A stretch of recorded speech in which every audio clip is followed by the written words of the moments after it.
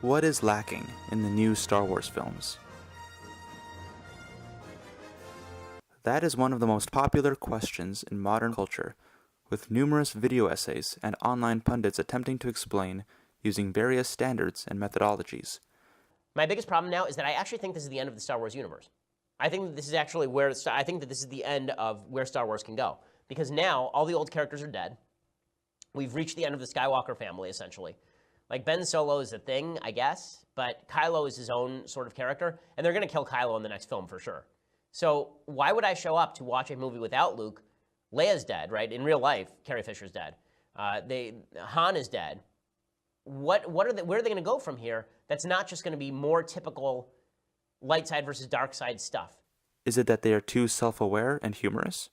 Is it that they are reflective of neoliberal policies and social justice campaigns? Stop exploiting droids! Is it that they do not understand screenwriting structure? The events of the plot have not compelled him in a believable way to go from running away to save Rey to being willing to die for the Resistance. Funny enough, these same arguments are not new to Star Wars. They occurred exactly around last decade when the new Star Wars prequels came out to almost equal controversy. The prequels were the subjects of hate from audiences for many of the same reasons as their newer counterparts. How is it that these two very different eras of Star Wars cinema have had the same reactions to them? And how is it that the original Star Wars movies, released from 1977 to 1983, have the reputation of being masterpieces of genre cinema?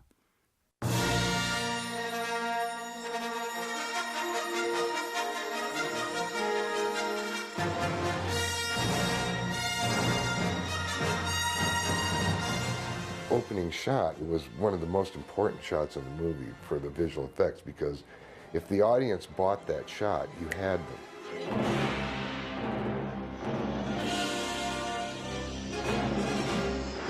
The combined chest of everybody just kind of went, air was sucked out of the place. And then when the white Star Destroyer came overhead, I teared up. It was so powerful.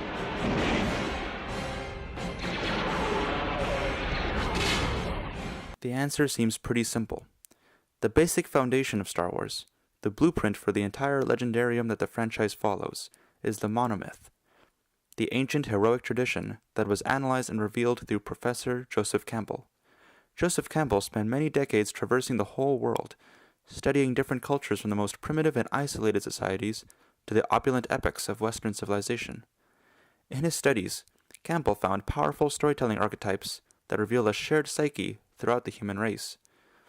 These archetypes, specifically the archetype of the hero's journey, are truly emotional for audiences when implemented into stories by artists familiar with these sacred patterns. The hero's journey is now very familiar to most writers. The call to adventure, the wise mentor, the sacred grove, approach to the inmost cave, reconciliation with the father. These story elements are essentially what produced the heightened subconscious effect Star Wars has had upon most of society. It is a spiritual event, charting a young protagonist's journey through darkness and light, a journey we must all make in our own lives. Does a movie like Star Wars fill some of that need for the spiritual adventure, for the hero? Oh, it's perfect. It does the cycle perfectly. It's not simple morality play.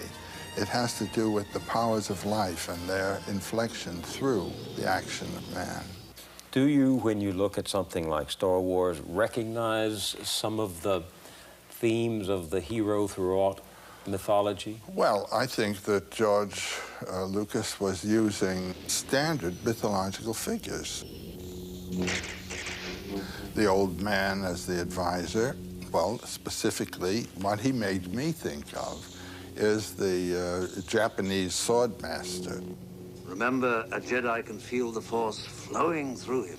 I've known some of those people, and this man has a bit their character. When I took our two sons to see it, they did the same thing the audience did at that moment when the voice of Ben Kenobi says to Luke Skywalker in the climactic moment, "Use the Force, Luke. Let go, Luke."